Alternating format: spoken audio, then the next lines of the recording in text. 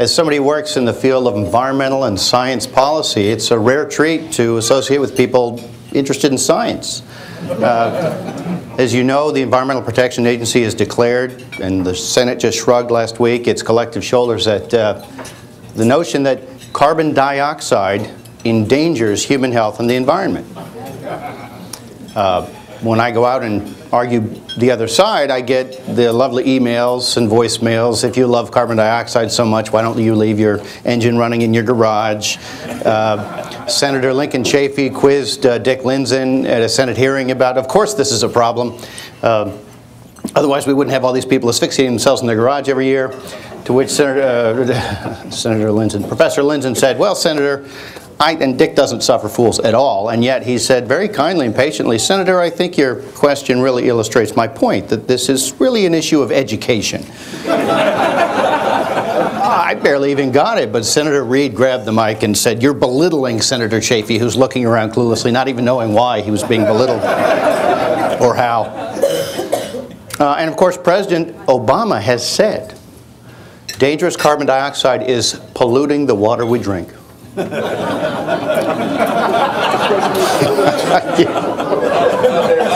Put down that Perrier. Could I hit the lights? As Mr. Gore has shown, this is a very visual medium, even text slides, but as I say, power corrupts and PowerPoint corrupts absolutely, so I'm thoroughly corrupted. Going to go through, we might have to wake up the machine, it's been a while.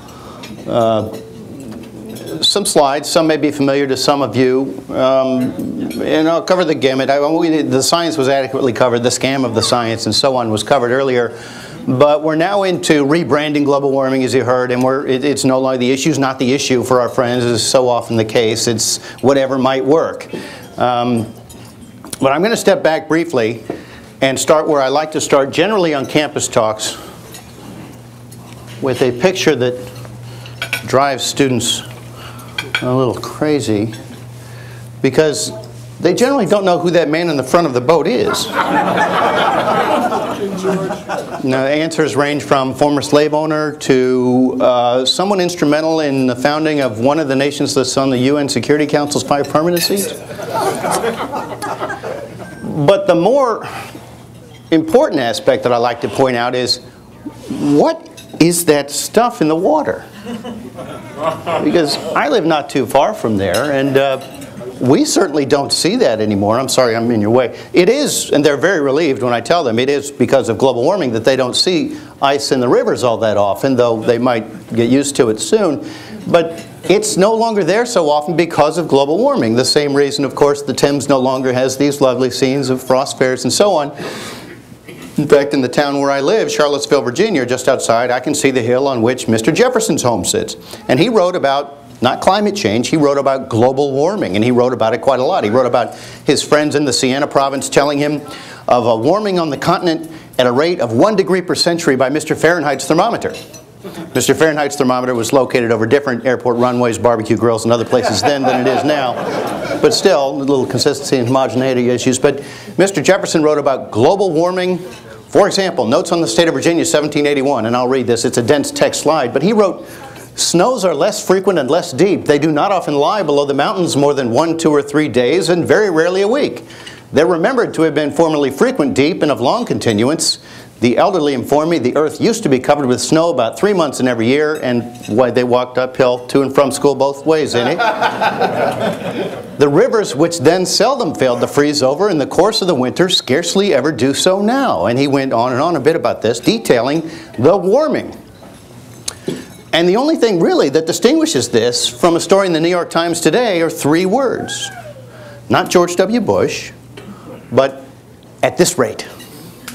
Now, Thomas Jefferson was not grinding an axe, he was not an alarmist, he was not pushing an agenda by blaming his neighbor for the weather. He was just chronicling what was going on. He was a diarist, he was a climatologist, I suppose, as they were at the age. He was a horticulturalist, a vintner, and so on, and he was recording that climate was changing. In fact, it was getting warmer, and has continued, and so on. But now we're living in a different time, as you know, and suddenly it's our neighbor's fault again. We had about 200, 250 years where we stopped blaming our neighbor for the weather, with very unhappy results. And then it's our time again. Now somebody, I think it was Chris Ruddy, raised the issue of that famous, infamous New York Times article in which they said, Ages-old ice cap at North Pole is now liquid, scientists find. I pulled this slide out because I wanted to do this justice. The last time scientists can be certain the pole was awash in water was more than 50 million years ago. Or when these subs surfaced in 59, 62, 87, inconveniently taken. This was staged like the moon landing, of course, we all believe that. This was actually on a sound stage in LA somewhere. So, of course, we're not dealing with reasoned, measured, rational people. I was just speaking to Hugh here a moment ago, and he was saying, why would the Greens do the following? And I said, Hugh, you are seeking to ascribe rational thought to where you probably shouldn't seek to ascribe rational thought. So here's a quick recap. This is Say Anything. The issue is not the issue. It's global warming, it's climate change, it's now national security. It's the same vehicle, but they're willing to say anything. In fact, as you'll see, even according to the proponents of this agenda's own admissions, the issue is no longer the issue. They even now admit it's about whatever sells. As you'll see, and you know there is no good reason for an agenda when the reason for the agenda or the excuse is constantly changing. And the reason for this agenda constantly changes while the objective, the vehicle, the objective remains the same. The vehicle changes. Cap and trade, we're told now by the wise men in Washington that, well, if you're going to have a European-style social welfare state, you're going to need European-style taxation and revenues, and the VAT is the only gusher of revenue that will provide what's needed to underwrite this welfare state. That's not true. As you'll see, using FOIA, we know that this administration expects hundreds of billions of dollars every year in taxes taken from you under cap and trade. It's a VAT. It's added at every stage throughout commerce, although unlike a VAT, it appears on no receipts. And you are constantly, of course, increasing the take. It requires billions, not from big business, of course. Businesses pass on taxes until they can't, and then they leave. It is billions from us, laundered through industry, who are the ones at the table cutting the deal. Green jobs is now the new excuse. That's an ideological push. It will result in a European-style disaster, and it has resulted in a disaster in Europe, as you'll see. So, the agenda. The peril is actually abundant, affordable energy. You all know the quotes from the longtime soldiers in the anti-population, global warming, climate change, global cooling movement who say things like, it would be finding an affordable, abundant source of reliable energy would be like giving an idiot child a machine gun and so on. That is the threat. George Will wrote a column in October in which he stated this very nicely. He said the concept of affordable, abundant energy, quote, horrifies people who relish scarcity because scarcity requires, or so they say, government to ration what is scarce and to generally boss people to mend their behavior. Today, there is a name for the political doctrine that rejoices in scarcity of everything except government, and the name is environmentalism. The footnote is that actually is, of course, the name of the current governing class's agenda as well. It is enthusiastic about dramatically increasing everything except your liberties, and what's key to your liberties is affordable, abundant, reliable energy. The environmental agenda, if you think about it, break it down, you'll realize they seek to use the state to create scarcity as a means of imposing their will upon you. Their objective of organizing society, as they put it, never changes. The only thing that changes is the vehicle. What is the latest victim to be rescued from the horrors of what I'll just oversimplify as capitalism? It used to be the worker. The worker threw off that yoke under a different ism, and now it's the environment to be protected from the horrors of individual liberty. That changes. The vehicle changes. What's fashionable changes.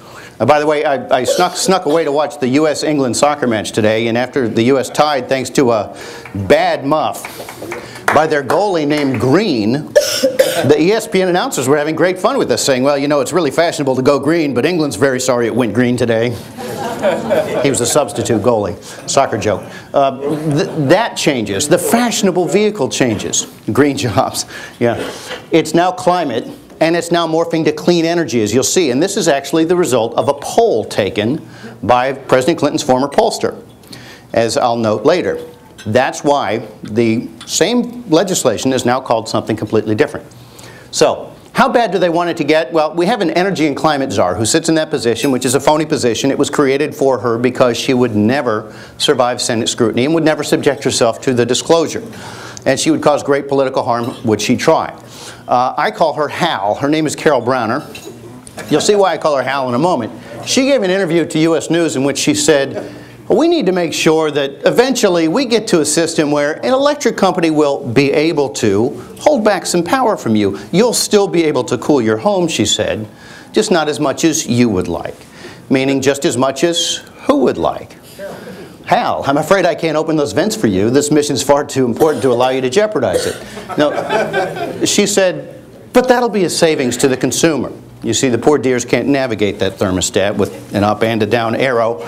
Imagine all the savings in Haiti and Africa and other places right now.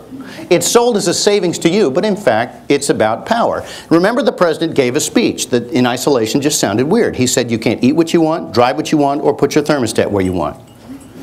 What is the President of the United States doing with that sort of concern as a priority agenda? In fact, you recall during one of the debates, he said this would be his #1 priority. Well, because it's a vehicle, it's not about the climate, of course, or warming or cooling.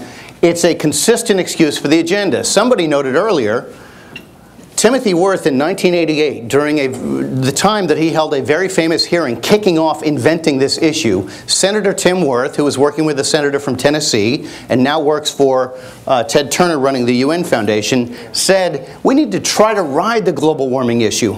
Even if the theory of global warming is wrong, to have approached global warming as if it's real means doing the right thing.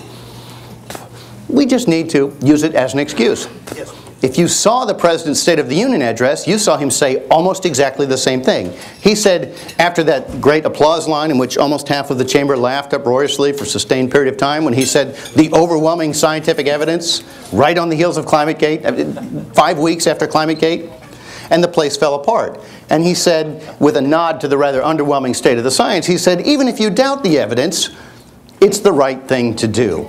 22 years later, it's the right thing to do. I can't make my case, therefore I'm just going to say it's the right thing to do and continue throwing out excuse after excuse after excuse as to why you need to do what I call the right thing.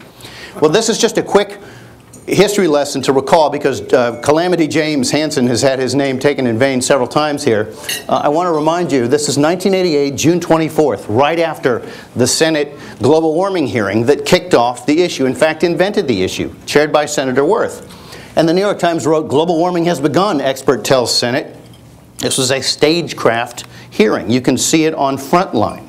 It's online. You can watch the episode in which Senator Worth says, we knew there was this scientist at NASA, you know, who had really identified the impact before anybody else had.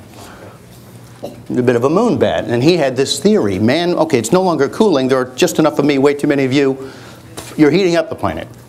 And so Worth and Gore called him to testify, and we said, Deborah Amos is the interviewer, she said, on Capitol Hill, Senator Worth was one of the few politicians already concerned about global warming, and he was not above using a little stagecraft for Hansen's testimony. Worth said, we called the Weather Bureau and found out what historically was the hottest day of the summer. Well, it was June 6th or 9th or whatever it was, so we scheduled the hearing for that day. And bingo, it was the hottest day on record in Washington or close to it. It didn't stop there, that's good politicking, I suppose. But then Deborah Amos asked him, did you also alter the temperature in the hearing room that day? And he said, well, what we did is we went in the night before and opened all the windows, I will admit, right? So that the air conditioning wasn't working inside the room on the hottest day of the year in Washington, a swamp. Now, you can't control the climate or temperature in an individual Dirksen or Russell hearing room any more than we can control the climate outside. So you had to open the windows to defeat the air conditioning, and right before the media came in for this afternoon hearing, you rushed to close them. And he said, so when the hearing occurred, there was not only bliss, which is television cameras in double figures, but it was really hot. The wonderful Jim Hansen was mopping his brow at the table at the hearing at the witness table and giving this remarkable testimony. So 1988 is very important. In 1991, in its 25th anniversary back-patting self-congratulatory episode, the Club of Rome, who you may have heard about, there's a bunch of Malthusians who again embody this idea that there's just enough of them, way too many of you and me, and if we get wealthy, we'll have babies and the earth can't handle that. Well, they said, to attain public acceptance of their anti-growth Malthusian agenda, quote, new enemies therefore have to be identified, new strategies imagined, new weapons devised. In searching for a new enemy to unite us, we came up with the idea of pollution and global warming would fit the bill. This was 1991. taking credit for something that had been invented for political purposes just 3 years before. Just so you know, it's not just this evil oil company that used to supposedly buy the debate. It's actually a lot of individuals and a very well-funded movement that sees the world rather differently than you and I, who actually are driving it. Now the issue is whatever might work. The cap-and-trade bill, John Kerry said, in trying to distance it from Earth Day moon battery about five weeks ago, said, this is not an environment bill. This is John Kerry about the cap-and-trade bill, which, as Mark pointed out, he also said it's not a cap-and-trade bill because he doesn't know what that means. But the global warming bill is not an environment bill. Senator Lindsey Graham just said at the same time, it's not a global warming bill to me because global warming is a reason to pass legislation doesn't exist anymore. I still want to pass it. You still have to do it. I still need to seize your freedoms and your revenues to run my program, but the reason keeps changing. It doesn't have a good reason. And the reason they were all running away is this most disturbing of all magazine covers that Mark showed that Senator Inhofe graciously brought to the floor of the Senate. ClimateGate. The reason everyone was scrambling to say, oh, this global warming bill? No, that's not a global warming. That's not an environment bill at all. It's a, I don't know, what appeals to you bill. It's now a national security bill. It's a jobs bill because that's what we all know energy tax increases create. This is a little blurry, but this is the alternate view of ClimateGate. I keep going everywhere I go to speak, and I'm told essentially the Black Knight skit in Monty Python, it's nothing but a flesh wound, come back and fight, you coward. Meanwhile, we've had ClimateGate, NASAGate, all the IPCC gates, and they lied there bloody stumped saying, come back and fight, you coward. What ClimateGate did was we finally settled that settled thing. Judith Curry rushed to publish an open letter to the public. She heads the School of Earth and Atmospheric Sciences at Georgia Tech. And she wrote, no one really believes the science is settled or that the debate is over. Now you have to understand, she has long been one of the spokespeople for the movement, like Phil Jones, who also said the same thing to the BBC. I don't believe that, he said. I don't think anybody I know, but the majority of scientists don't believe that. They've been dining out on this, nothing to see here. The only thing we can't afford is debate. Line for 15 years. Now she said, I don't know anybody believes that. In fact, scientists and others who say this seem to want to advance a particular agenda, Dr. Curry said with suspicion, cocking an eyebrow. There is nothing more detrimental to public trust than such statements.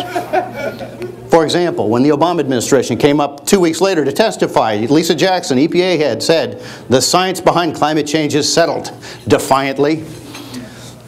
Who's lying? That's what you need to ask. Sometimes it's which time you lying. This is who's lying. Why is Judith Curry lying to me? I mean, they're telling me this. Why is Phil Jones lying? Why are all the rest of them saying, oh, settled? We never said that. This is, as Judith Curry said, people who are driving an agenda, people who have an axe to grind. It's not because the science is settled. And again, as you know, the best way to pressure test whether the science is settled is to say, so can I spend that $7 billion somewhere else productively? You'll figure out how settled it is real quickly. It's such an ugly word, you're told. Cap and trade, all climate policies share the same ultimate objectives. And again, like in the book Power Grab, I just quote them and ask you, why should you believe they're lying to you here? Or are they all telling the truth? Which is it? When the president said, as a candidate under my plan of a cap and trade system, electricity prices would necessarily skyrocket. Was he lying? No, he's not actually. This is proof that one is not economically illiterate. That's the point. Is there another point of cap and trade besides getting it without voting on a direct, transparent tax? No, that's the point of cap and trade. It's the purpose, to coerce me out of my lifestyle without getting caught voting for a direct, transparent tax. Necessary, that is, according to the Treasury Secretary, if you're going to change how people use energy, meaning how much. If $8 gasoline and windmill mandates would force the invention of pixie dust and flying cars and defeat of the laws of physics, it would have happened in Europe after decades. That's not really what it's about. But we need to do this, cause your electricity prices and all others to necessarily skyrocket because you're going to change how people use energy, you see. This would also raise billions of dollars, according to the president. There's that one other thing. How many billions? Well, using FOIA, one Treasury Department memo written about 6 days after the president's election said, okay, he wants to do this. Here's how and here's why. And under justification was the heading. They said, could raise, quote, possibly up to several percentage points of GDP, parentheses, i.e. the equivalent of the corporate income tax. Now we have, as you know, a very high corporate income tax rate. It raises $400 billion per year. That's what the Treasury Department said, unless, again, they were lying to themselves. You remember the old Clinton aide who said I was lying to my diary? I didn't. Well, in their internal memos, they're lying to themselves. $400 billion a year. And then when all of this came out and the president's quote on YouTube came out and all of the sages from the Hill rushed and said, no, I figured out something in here. It won't cost anything. It won't do anything if it didn't cost anything. Again, you've got to push them on this. Treasury was not lying to us. They were writing among themselves saying we could, if we pull this off, we'll eat like kings, as the old Far Side cartoon had the spiders on the playground slide. It is the most, Mark showed us this, the most significant revenue-generating proposal of our time. Senator Benjamin Cardin of Maryland to the Washington Post. Now, was he lying? Was the Post always on my team? Was they just distorting his remarks? Or was this actually the point? It's we don't have tax increases since 1993. We have revenue enhancements or revenue-generating proposals. This is the most significant revenue-generating proposal of our time. That's big. That's actually the point. Of course, this is Chip Knappenberger, a climate scientist who modeled out the impact that reminds us the temperature after cap and trade would be whatever it would have been. It's not about the temperature. It's unreasonable to conclude it's about the temperature. Nobody says it would do anything. And when you raise this, they say, well, it's the first of 30 steps. I thought it was urgent just over the hill in Shelbyville right now. We're accelerating and all, whatever it is now. Now it's the first of 30 steps. It's not about the climate. It's unreasonable to. If this is a moral issue, as its proponents say, this is a very curious response, isn't it? In fact, therefore, you have the high ground. They say, you support doing nothing. Well, so do you. I just say, don't do any harm. So, here's what it is. It's rationing. We use that word promiscuously now, but cap, that's the first big flag. It's rationing. It's World War II style rationing. The state decides how much of something the private sector can have. It assigns a ration, a quota. It gives out ration coupons, or you can euphemize them and call them energy use allowances. I don't know who's fooled by that, but they're going to great effort to call it an allowance. But you can sell them, you see. That's the trading part. But don't be fooled. This is, the ration coupons are allocated politically. They actually are allocated in the bill. They're not, this is the market doesn't determine it. Just because buying and selling are involved does not make something a market mechanism, okay? The bill politically allocates the ration coupons to the politically favored entities who then resell them to some poor sap who does not have the same lobbying budget. But have no illusions. They are politically allocated to, coincidentally, the people lobbying for this. The president gave a talk and he said why some of America's biggest companies support this. That was his evidence why it's a good thing. And nobody, the scribblers all said, No one said why. Why is very important. They've all set up a scheme to pay for it. I'll tell you how I was dragged into this issue, but that is the point. That's why some of America's biggest companies, this is not sudden virtue. This is, individuals have principles, businesses have business plans. They're not mutually exclusive, though rarely the twain meet. In this case, it's not principle, it's not green, it's obviously not about the environment or climate. Cap and trade is a tax and a great big one. According to John Dingell, the longest serving member of Congress, ergo somebody who knows taxes, great, big, and otherwise. He wasn't lying to us when he said that. And by the way, he's a supporter of cap and trade. Now this is a slide I owe to Mark Burano. Greenpeace, of course, the people, they were actually taking my trash every week. I discovered this Sunday nights because I'd go out and play ball with my dogs in the back, and I noticed my trash was the only among all my neighbors gone. I have a more realistic view of my expectations of government, so imagine my surprise when my trash was being uniquely and selectively, efficiently delivered or taken away.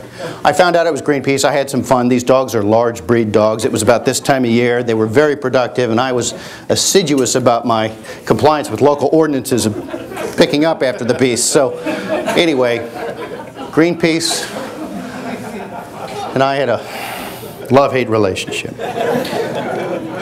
The most of the green stuff is verging on a gigantic scam. James Lovelock, the Gaia Theory green guru. It wouldn't do anything. Greenpeace has said, I love saying this with any testimony, Senator, I'm with Greenpeace on this one. I'm with Friends of the Earth on this.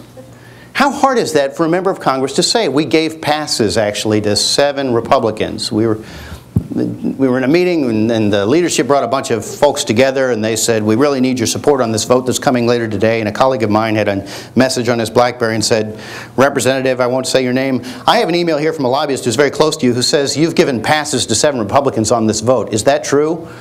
And one congressman in leadership, who will go without name, felt for his cigarettes and walked out of the room. One who I know, who doesn't like to lie, looked at his shoes and slowly slid out, leaving this poor young man there to say, I can't deny that, with a tone that meant I can't confirm that. But anyway, we know how the vote went. There were 7 Republicans who could not be reached by economic arguments, who couldn't also be reached by, I'm with Friends of the Earth on this. It's bulletproof. I'm with Greenpeace on this. It's all pain, no gain. Subprime carbon is how Friends of the Earth has been describing in a series of actually very good papers since last April, a year plus ago, explaining how the folks who climbed out of the rubble they caused on Wall Street with the assistance of the state have now climbed out and determined their new fund. They've called this our new playground. I smell bucks to be made. Nirvana is what one called it. And huge bucks to be made. I quote all these folks in Power Grab. They're all just designing a new market. But again, because buying and selling are involved doesn't make it a market mechanism. You're just using the state to create artificial scarcity for something you can trade. And then wet your beak at both ends. Here's some insight on cap and trade from 2 EPA Region 9 lawyers. And yes, that means San Francisco. So EPA Region 9 lawyers, I can think of at least 3 things wrong with this, and yet they're right. Cap and trade, unlike a fee or a tax, a cap requires Soviet-style pre-planning. That was not intended as a compliment. Easily subject to gaming and manipulation, creating artificial scarcity that is likely to result in disruptions and unfairness. A preview of such disruptions was provided by the market manipulations that created the California energy crisis early in this decade. When I say California energy crisis, market manipulations, does any company's name come to mind? Right. On campus, I get, who? Bush is gone. Why would I know what Enron is? Or usually when I talk about this, the weather stations and the Soviets, I get this look, Soviets? Enron invented carbon cap and trade. The reason I know that is I was in the room. I had a glorious 3-week career as Director of Federal Government Relations for Enron 13 years ago. And on my 2nd day, I sat in for Mr. Lay at a meeting of something called the Business Council for Sustainable Development. And I was there with the American Gas Association, Niagara Mohawk Power, BP, who was actually the co-leader with Mr. Lay, and the Union of Concerned Scientists, and other similarly measured groups. And I leaned over to one guy, very naive at the point. 13 years ago, of course, I was very young. And didn't understand rent seeking, and I said, what are we doing sitting around a table with people who want to put us out of business? And the guy laughed and said, I don't know, but they want to put coal out of business first. Well, I'm back in my office. Can they do that? You know, Houston, we have a problem. Do you have any idea what this group you're co-chairing is up to? This was essentially a no-interview job offer I'd received. I didn't really understand Enron's business plan, and they then thoroughly explained it to me. They had bought, on the cheap, a bunch of uneconomic businesses that nobody wanted in order to then pay green groups to scare people into accepting an agenda that added value to these investments. Rent-seeking, world's 2nd oldest profession. Example, world's largest windmill company. It's now called GE Wind, but for a time it was called Enron Wind. Before that it was Zond. Enron bought it in 96, 7, and now GE has it. And GE is very responsible on this issue now. They had the world's 2nd largest solar panel interest with Amoco. Now BP has that. And BP was, well, on August 4th, 1997, there was a meeting in the Oval Office with Ken Lay, Sir John Brown, Bill Clinton, and Al Gore. And you can find the August 1st briefing memo for Ken Lay up online at the Master Resource website, among other internal great documents. And in it, they're explaining to Mr. Lay what he has to tell the President and the Vice President on Monday. I know the Senate unanimously voted, according to that document, the Constitution, Article 2, Section 2, advice and consent. It gets so tiresome, but the Senate offered unsolicited advice. Don't go to Kyoto and agree to that thing. When you go into the Oval Office on Monday, tell them the first thing is you have to go to Kyoto and agree to that thing. Here's what it has to include. It's got to have cap and trade and so on. You can exempt India and China. We've got this great business. We're planning on building coal-fired power plants in India and China, so it's okay. There was a joke inside Enron, by the way, which really did believe they were all the smartest guys in the room. They had this failure in India trying to build a giant power plant there. And the joke was, only Enron could be so arrogant as to believe they could sell turbines to the Indians. Turbines. So, Ken Lay. Thank you. Thanks. My cousin came. Kyoto is exactly what I've been lobbying for. So this Oval Office meeting comes a week plus after the unanimous Senate instruction, don't go to Kyoto and do this. This is 3 months after I'm gone and 3 weeks after raising some questions, an email that didn't go over well. Great stories I can tell you later about how they responded. It wasn't well. And so I'm gone. They continue on, of course, without me somehow. And they meet in the Oval Office with the President and the Vice President and say, we need this. Well, I know the media can't get this right, but we did, of course, we did go to Kyoto and agree to that treaty, but we signed Kyoto. We signed Kyoto on November 12, 1998. George Bush could no more sign Kyoto. You recall 7 years of keening from the New York Times about Bush's refusal to sign Kyoto. The Washington Post wrote about it. Associated Press wrote 20 stories about Bush refusing to sign a treaty he could no more sign than he could sign. The Treaty of Versailles finally put an end to the horrors of World War I. And nobody ever pushed back. The White House never said, well, actually, Clinton signed it. We never unsigned it. This is not about, the issue wasn't the issue. This was about politics. It was a totem in the anti-Bush struggle. So we agreed to this. We signed it. And we agreed to it at the urging of companies like particularly BP and Enron. Why? This agreement will be good for Enron stock. 2 exclamation marks. If implemented, that needed 3, if implemented, this agreement will do more to promote Enron's business than will any other regulatory initiative, for the reasons I just described. Enron now has excellent credentials with many green interests, including Greenpeace, WWF, NRDC, Climate Action Network, and so on. This position should be increasingly cultivated and capitalized upon, misspelled and in parentheses, but you get it, monetized. Those guys could scare those guys into sacrificing those liberties and that money to buy this stuff. That's essentially the business plan. And then, of course, their doppelganger was BP and their new slogan, bringing oil to American shores.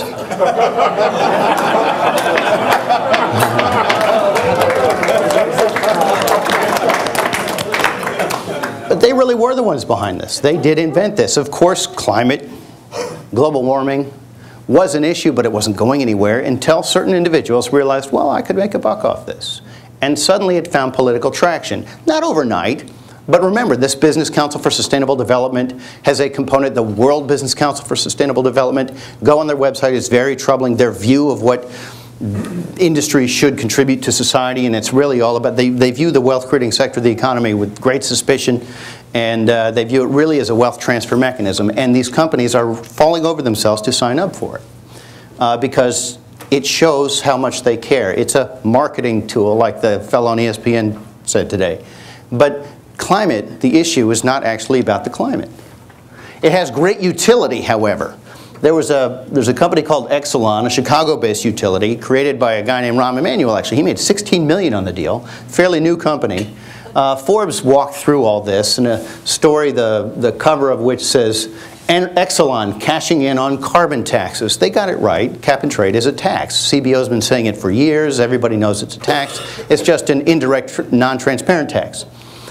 And in it they profile and interview John Rowe, the man who says, the CEO of Exelon. Exelon's John Rowe has been planning for expensive carbon for a decade. Now it's time to push for the payoff. Guess what the payoff is? According to this, they actually understate the case. It's actually $1.1 to $1.5 billion per year, according to Exelon. Sanford Bernstein, the investment analyst, said the same thing.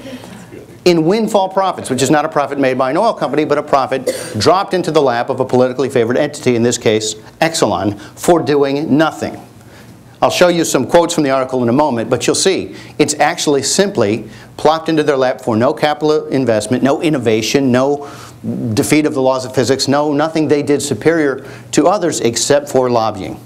AEP, their CEO, Mike Morris, gave an interview to the same magazine a few months before in which he said, you know, you'd think this would cost us a lot of money as the country's biggest coal burner, but in fact it's a bit of a paradox, he said. You see, the beauty of the system is it will cost us billions. This is one utility. but we get to pass it all through to the consumer with a little taste on top for ourselves, for our trouble. He said, so actually, it doesn't cost us as you would think at all. And he's very open about it. BP, G, others, simply promoting to be rewarded for investments presumably made on their merits, but now which must be rewarded because things didn't turn out as planned, or this was the plan. Regardless, it's not about the climate. The scheme didn't reduce emissions in Europe. It's not designed to reduce emissions. Here's how you know. Europe's emissions, just like the Bush refused to sign Kyoto things, that's a mythology. Europe's CO2 emissions went up after they signed and ratified Kyoto, not down. And they went up faster than ours. That's right. Why? Because we were seeking to pull through new technology. We were focusing on economic growth, and that actually had the co-benefit of pulling through new technology through new investment, like that steel facility in Carroll County, Kentucky, which is a Spanish company. The CEO of which, now retired, said, I'm not investing in a new steel plant in Europe. I have to buy ration coupons from the French. We have blackouts. You can make windmills out of steel, but you can't make steel using windmills. I'm out of here. And he went to Columbia, South Africa, and Carroll County, Kentucky. And so you're stuck with your old investments, and they will run their capital investments into the ground, and then they will invest elsewhere. The CEO of this company, the new one, has told the professor, Gabriel Calzada, the green jobs guy, the guy who I'll show in a second debunked the green jobs myth that the president was pushing. He said, Gabriel, we made a terrible mistake. If they do this, we're going to Malaysia. Now, we all wish we knew more rich people, but if we meet some more, tell them we need support to bring Europeans over here and say this. We need support to bring steelworkers from Kentucky to Washington and raise heck. And just say it. I owe my job to cap and trade. Europe's cap and trade. What about this newest European import don't you like? Because you will not get those jobs here. It isn't designed to reduce emissions for one reason. Everything that is for political sale, that is anything that's brought to the finish line for vote, has to include offset schemes. Now, offsets are indulgences. They make sure you don't actually have to engage in the really painful, economically costly stuff. But later you will have to, because again, the ration keeps getting tightened. And so you'll have offset schemes of various varieties, but one of which, of course, is the tree planting variety. You get 80 years of projected tree growth in one accounting year. The tree never dies, in theory, and returns the carbon to what it's called the carbon cycle, somebody told me. It's an accounting fiction. It is being promoted by, of course, the big, whatever they are now, 5? It actually is. PricewaterhouseCoopers was very aggressive on this. Enron had their own schemes. The offset schemes ensure no reductions need occur. That's why Europe's emissions didn't go down, even while they said we are on track to meet our Kyoto requirement. They're now yelling that from the rooftops thanks to the recession. However, they were claiming it before because of simply wealth transfers. They were buying. Did you know that China had these old refrigerant plants producing HFCs, very powerful greenhouse gases? And China said to Europe, I just reopened this plant. You need to reduce emissions. You can't do it. I could close this plant down, give you a piece of paper that said you reduced emissions, and you could give me a bag of money. And that's actually how the Kyoto Clean Development Mechanism works. That story was broken by the Herald Tribune, of all unlikely sources. So here's out of that article about Exelon. Exelon needs that legislation to happen sooner rather than later. Without a carbon price of some sort, that's code for energy tax. Exelon's fortunes aren't so bright.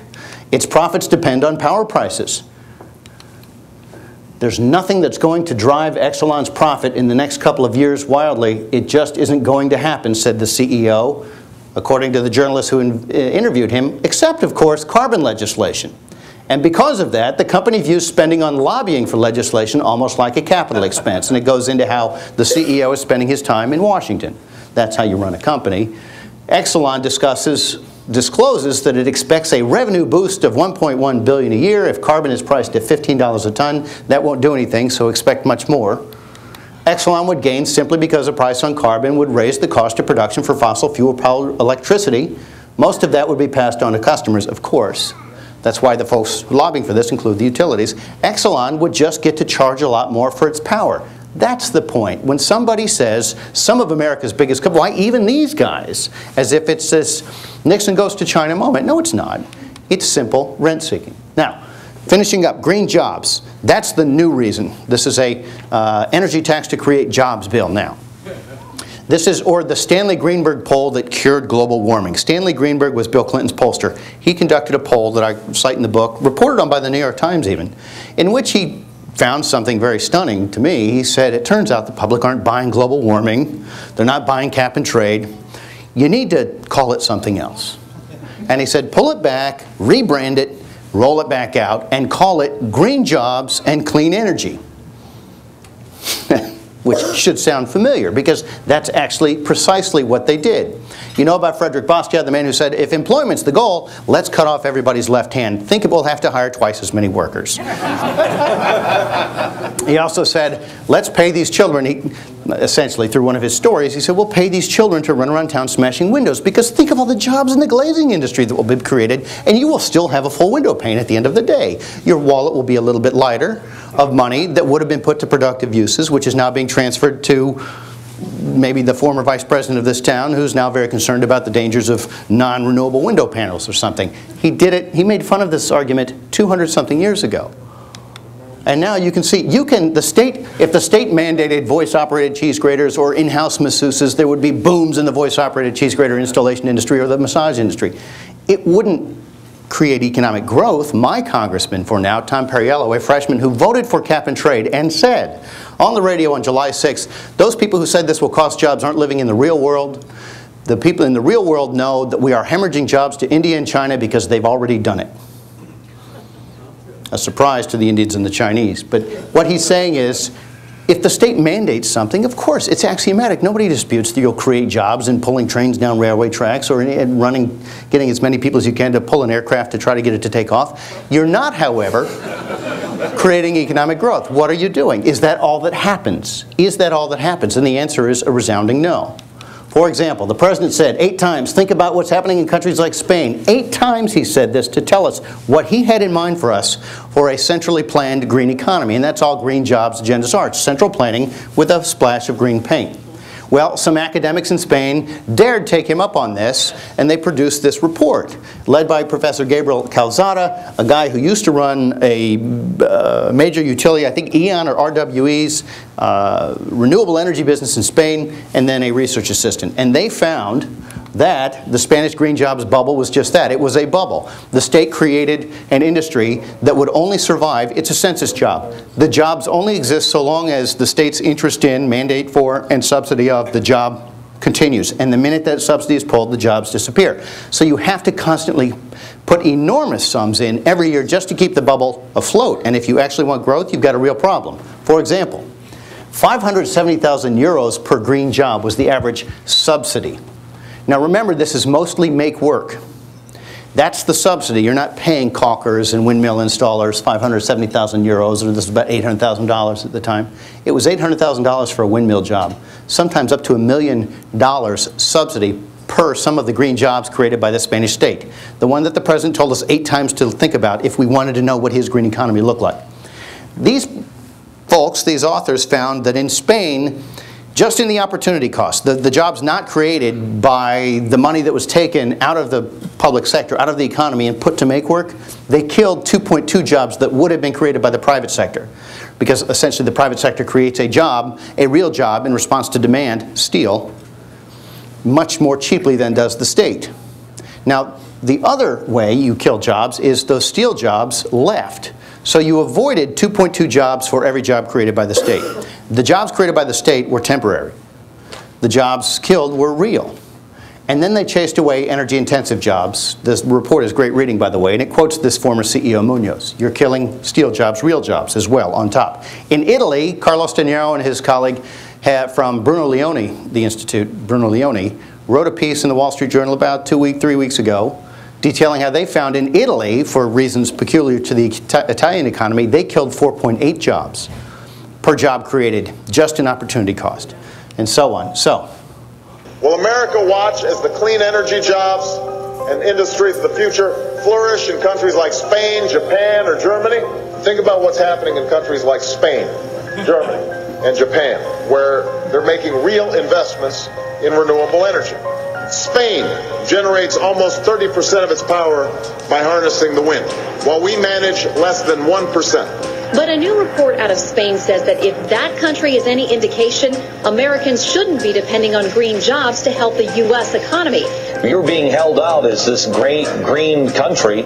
Your studies show that the green jobs it's an absolute nightmare. Professor Gabriel Calzada Alvarez has released a study with startling claims about what's happened in Spain and what he predicts will play out here. The study in Spain was concluded. Calzada says for every green job that's created with the help of government funding, 2.2 regular jobs are lost. They lost 2 jobs for every green job they created. Turns out for every green job created there was a loss of 2.2 jobs. For every 1 job created, twice as many jobs lost there. And that only 1 in 10 green jobs winds up being permanent. Unemployment now is at 17.8% in Spain. For every 1 job created by green technology, 2.2 jobs were lost in Spain. It is really difficult to understand why would a country like the US with relatively low unemployment want to learn how to create jobs from a country like Spain, which has the record of unemployment rate in the developed countries.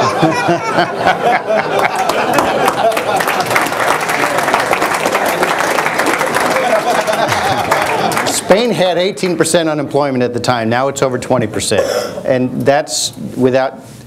They're a curious case because their punitive taxation system has created this tremendous underground economy. It's tough to tell, but youth unemployment is vastly higher than ours. Their admitted unemployment's over 20% now. And it's for reasons like this. The president thought no one would check. But in Denmark, which, by the way, he changed. He stopped saying Spain, Germany, and Japan when this came out. Robert Gibbs was asked a question at a White House press briefing by a Fox News reporter, what do you think about this? And he said, I haven't read the report, but I disagree with it. So the president stopped saying, think about what's happening in Spain, Germany, and Japan, and he started saying, think about what's happening in Denmark, Germany, and Japan. So CPOS, a very establishment think tank, did a study and found out that Denmark's situation was like Spain's, as was Germany's, according to this RWISN, a state-funded, old-line, almost 100-year-old think tank that looked into Germany's experience at the president's urging. Well, how was this dealt with? Bill Clinton went to Madrid and gave a speech, and he said, so now there's a study, as I said, you're going to have to deal with in Spain. And it turned out they dealt with it in a very old-fashioned way. Gabriel Calzada has lost his summer university. That is something, he's a president of a think tank. They lost this summer university. He has had his classes cut in half. He has had threats because the renewable energy industry and the utilities funded in part his university. Many entities did. It's a private university. They tried to get him fired by threatening they would not support the university anymore. The education minister called the rector of the university 3 times to get him fired. Okay? The head of the Communist Trade Union and the president of the Wind Energy Association in Spain wrote pieces saying he was unpatriotic. Not for what he said, but because he said it. They said, we need America to do this or our jobs will disappear. We created a bubble. That's their defense, by the way. But they said he's unpatriotic, and that line appeared several times. The administration here, again using FOIA, we found out what they did. And Al Gore's former CEO, Kathy Zoe, who quit her $325,000 a year job as Al Gore's CEO to become a heavily financially conflicted Assistant Secretary of Energy. You'll read more about that later. But her husband is with a company that is benefiting from green jobs programs. And she, it turned out, has kept $500,000 in smart meter stock. I only found this out because somebody passed me her financial disclosure documents, and we're waiting on her logs from the ethics officer at DOE, and somebody has already provided me her recusals, so I know what they were and weren't. She's gone.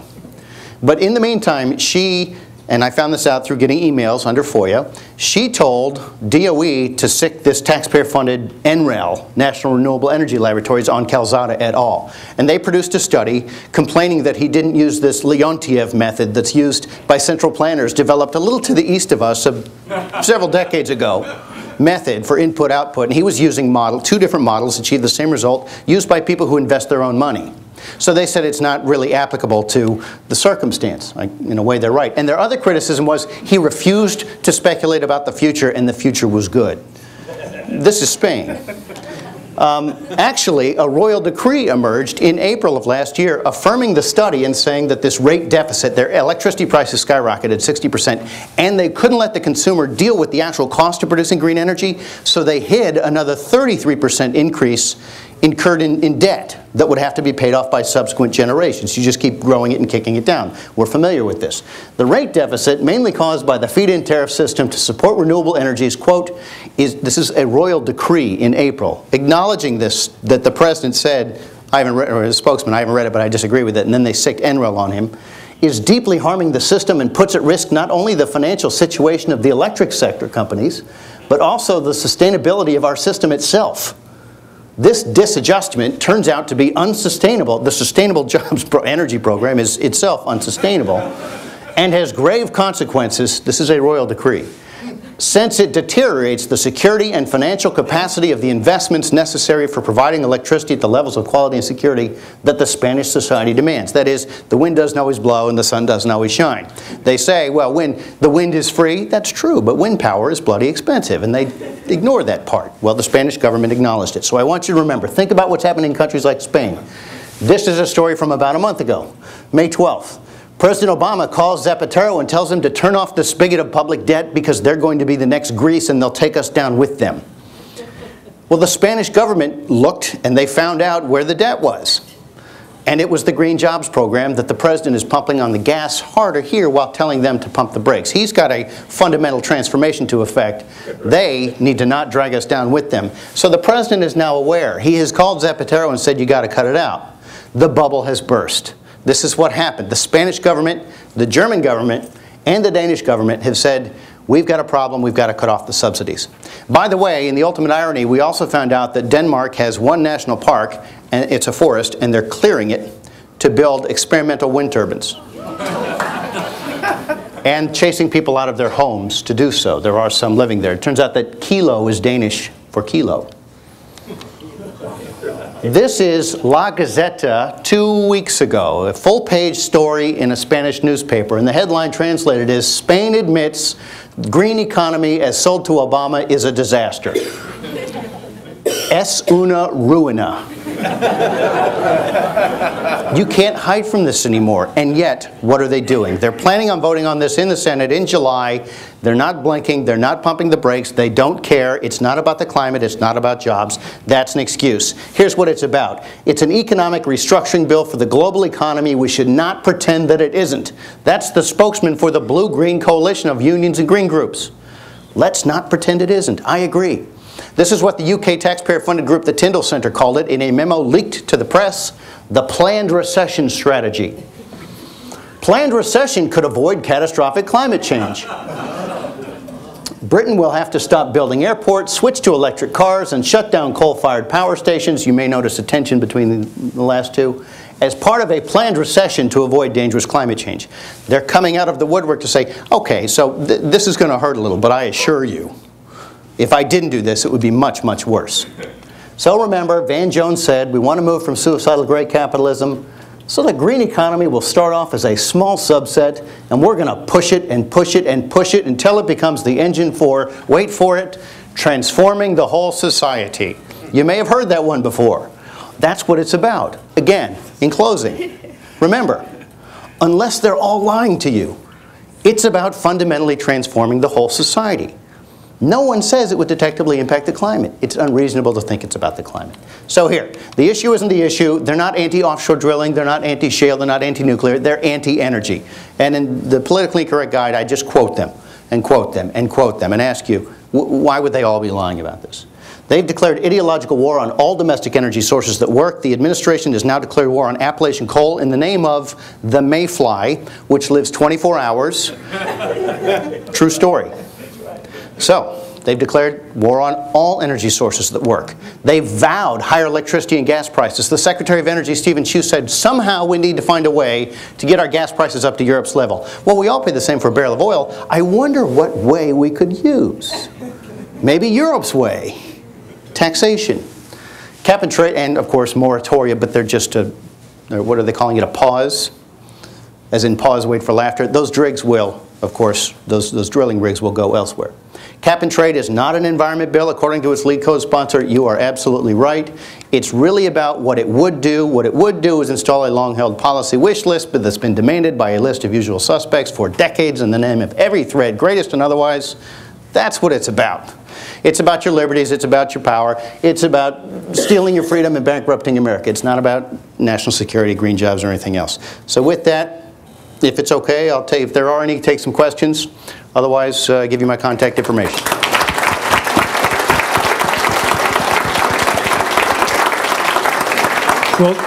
We'll take a couple questions, and after Q&A, Mr. Horner will be outside signing some copies of his books. So please don't forget to buy your copy outside and get it signed. Thank you. Germany, I used to study there. It's covered by clouds half the year, and they put tremendous amount of solar panels. Do the Germans feel, what's the reaction inside the country? Do they know this? Do they feel they've been suckered? The idiocy of it all? Yes, is there because in other markets, you can still sell people, as someone said, rope to hang themselves with. You don't have to mandate it here. Germany is realizing that they have to cut the subsidies back or they will go broke. You have a question over here? Yes, sir. In the last couple of months, President Obama has at least paid some lip service to the idea of supporting the development of nuclear power in this country. How are we to interpret that in the light of his other statements, which seem, you know, be interested in your comments on it? Yeah, during the campaign he said, this is a quote, "I am not a proponent of nuclear power." That has not changed. What he did was he said, in the political run-up to trying to get an energy bill passed, he said, I support loan guarantees for 2 reactors. Therefore, I'm pro-nuclear. Look at me. You can cut an energy bill. Deal with me. The problem is his own economic assumptions for cap and trade to keep the cost to about $3,500 per family for a household of 4 per year. His own economic assumptions to keep the cost down assumed 100 new reactors fairly near term. So he's not actually serious about, this was spun by the media as he's meeting Republicans halfway. He met himself 2% of the way. It was a head feint, kind of like his offshore claims before the incident. Chris, the movement of the government, the movement of environmental alarmist groups is predictable and will never change. I see the biggest problem are the greedy capitalist corporations that care not at all for the citizenry, but only the profits. What can we do about that? That's, you nail it, Jay. This was an issue that wasn't going anywhere until some folks realized they could help it along and benefit. Right now, it still has currency for a staunchly anti-market, anti-capitalist president to say why some of America's biggest companies support this as cover. We need to get people to start asking why. I've got, my simple ideas are that we need to write something, maybe a book, 10 companies that want to increase your taxes, 10 companies that want to increase your energy taxes. Enron has got to stick to their heel like toilet paper out of the men's room. They have got to be stuck to Enron and BP. They've been the 8 figures from BP, the green groups. 8 figures. And this is not stuck to them yet. So we have a lot to do. We're very undermanned, we're right, we're smarter, we're better, but we're fighting a very well-funded machine. So we're sort of in the center. We're sort of like the guys in Bastogne. They got us surrounded, the unlucky fill in the blanks. We've got to put out every single fire, and one of them is this cover they're seizing of companies that haven't tarnished their name like Enron and BP, saying, well, they supported it, must be a good idea. I guess we've just got to keep banging the drum, and if we can find a creative way to point out, we'll quote them. They're saying they will make billions per year. Where does the money come from? Off of whom? I mean, I'm sorry I wish I had a pithier answer. I can just yell Enron and walk out the room, and sometimes that works. It used to. I like your book, 10 companies that are trying to steal your money. Yeah, great. Everybody went out to the executive. What effect does the campaign finance law have on it that allows a PAC to give unlimited funds to political campaigns, but doesn't allow individuals to support candidates beyond a couple $1,000s. Rationing speech would not be good for us generally. Rationing speech designed by people who also share this agenda is potentially catastrophic for us. The recent ruling that rolled a little bit of that back, I haven't seen anybody all that enthusiastic about taking advantage of it yet.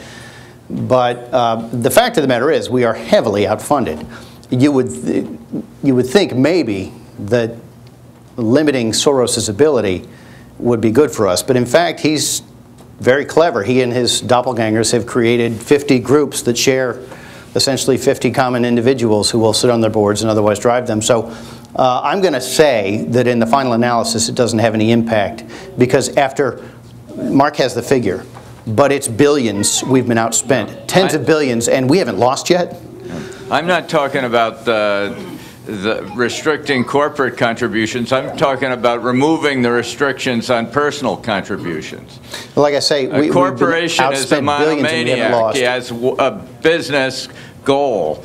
An individual is a person who can support politicians who they don't agree with them on some particular issue. It seems to me that these campaign finance laws favor monomaniacs against individual citizens with a balanced view of the and patriotic commitment. Yeah, I agree with you on that. The impact of it, I actually haven't seen, there's some people in the room who might have different opinions, but I haven't seen any real enthusiasm for taking advantage of that yet. I could be proven wrong. Again, we're living in interesting times, and a lot of people know they're very close to getting their desired society. They may just open the floodgates.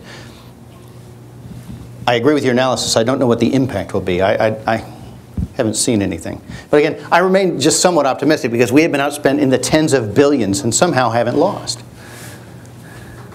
Do you think there's any truth to the story that the oil rig in the Gulf was torpedoed with the concept that given this horrible environmental problem that we now have, we should not be building any more oil rigs? I will say that I know nothing about the first part, but the second, there are cynics who seize this immediately to say, well, I was willing to go halfway with you, but I just can't now. And I think it's biting him. The president seizing this as a way, let's say it happened. Let's start at that point in the timeline. It happened. I think it's coming back to bite him, with Democratic senators saying, in my state alone, you're talking about killing 330,000 jobs just in my state, just with your offshore moratorium. This will be a political albatross around the administration's neck for several reasons. I'll just let you know that I've got 4 FOIA requests pending. One is the same with 4 different division and district offices of the Army Corps, asking for internal discussions and any reference to any Green Group involvement in Governor Jindal's request for permits to dredge and build barrier shoals, berms, aisles. Because we know the Greens were opposed to it, and we know that for some reason it was refused for several weeks. FOIA is there to answer questions. I'm asking them. The other 3 are with EPA, NOAA, and the Coast Guard. There were groups like Defenders of Wildlife who publicly insisted, you cannot burn this off. I know there's a plan in place. I know it's been there since '94. I know there's no bureaucratic reason to wait. It's a pre-approved plan. Before the VOCs and other things evaporate and the oil gets too well mixed, you can ignite it and reduce dramatically that which reaches the shore. And you didn't do it. Why? The only other factor I know is that groups were screaming to the heavens, don't do it. It will be catastrophe if this reaches the shore, but don't do it. It's their standard lack of measure, lack of proportion or perspective. Millions will die from coal, but your nuclear power cannot be part of the solution. They have no sense of perspective. Or is this like other years we've seen where the Green Group said, you know, the environmental damage is real but temporary. The financial advantages are inescapable if bad things happen. And they've had great years when bad things happen. And we also know the administration, I don't know the answer to the question, I'm asking the question, what was the Green Group involvement with the refusal to ignite as you had pre-approval to do? Because that right there would have stopped an awful lot of the oil reaching the shores, which is the problem. the government obviously can't cap a well, but the government can be involved either through providing resources they've seized or claimed or declared authorities. It's not anti-small government, by the way, to tell them, you've claimed the authority, do your job. That hypocrisy, claim of hypocrisy, is being thrown in our face. That's not the case. We're just saying, why didn't you do your job? The government can mitigate damage through providing resources and getting out of the way and giving permits, and they have done none of that well. So I answered the question I wish I was asked, and I hope that works. We have one more question, and then you'll have a chance to get your books. Wonderful presentation. I definitely am going to get that book from you. And but I object to calling companies like Enron or BP capitalist entities. They seem much more like corporate socialist entities. Perhaps public-private partnership should be correctly defined as a fascist type of system. I know it's not a pretty word, but it really seems to be. That's how we are being victimized. It's either through some type of socialism, and these companies are certainly not free market capitalists. Comment on that, please. Yeah, I've heard some of my colleagues like Fred Smith give very eloquent answers to in defense of capitalism and the claim that Enron's rent-seeking and market socialism, which is what cap and trade is capitalism. I will defer to them on that, but I will say that this is, again, simply because buying and selling are involved doesn't make something a market mechanism. They have seized the language, which is what they're expert at doing. And they have claimed that which doesn't exist as theirs. And so I sympathize. I don't consider rent-seeking to be any sort of market mechanism. I don't consider it capitalism. I consider it something that occurs in our system of representative democracy, but something we could hopefully cure through transparency. And I have to tell you, there's the Washington Post writer and Michael Weiskopf with Newsweek. Weiskopf called my colleague Myron E. Bell and said, so tell me how Enron got Bush to reject Kyoto. And so Myron spent an hour with him explaining how Bush rejected Kyoto by adopting the Clinton-Gore position of not pursuing ratification, which is what they should have said, in spite of Enron's lobbying.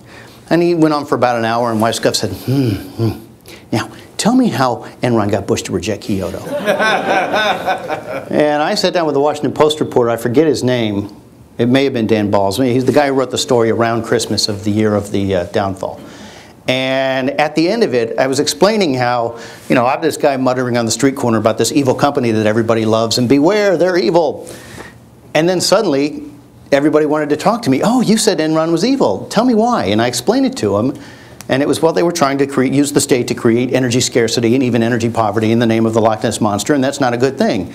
And he said, I suppose I could say you're telling me maybe they weren't that bad after all?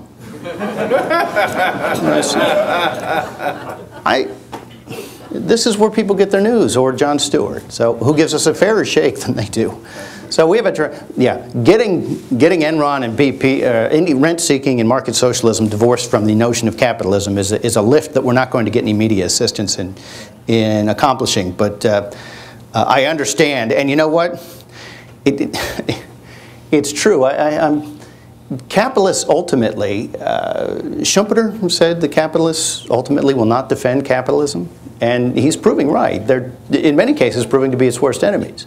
And we're finding their government, I have a whole speech on this, but their government affairs people, the ones who are up there cutting the deals and saying, you know how you'd be smart in Washington? You say, well, you can't just say no. Send this guy back to a history class, okay? Sometimes you actually have no choice but to say no. But yes, you can say no. Well, if you're not on the table, you're on the menu. You're the menu. You are the menu. If you haven't figured that out and had the gravy bath and apple stuck in your mouth, I can't help you. And then there's something along the lines of how we have to negotiate away. What we have to do is design a nice scaffolding here for when they hang us, okay? And these are people who view the wealth-creating aspect of their company as well as the economy with great suspicion. And yet they're not raised through the wealth-creating aspect of the company.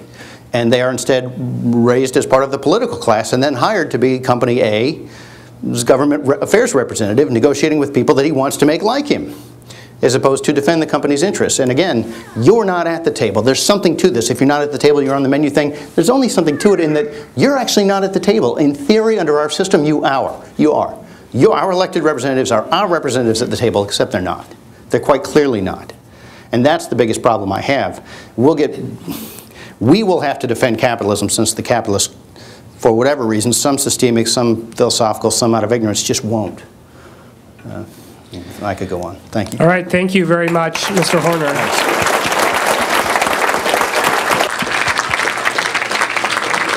And thank you, everybody, for coming tonight.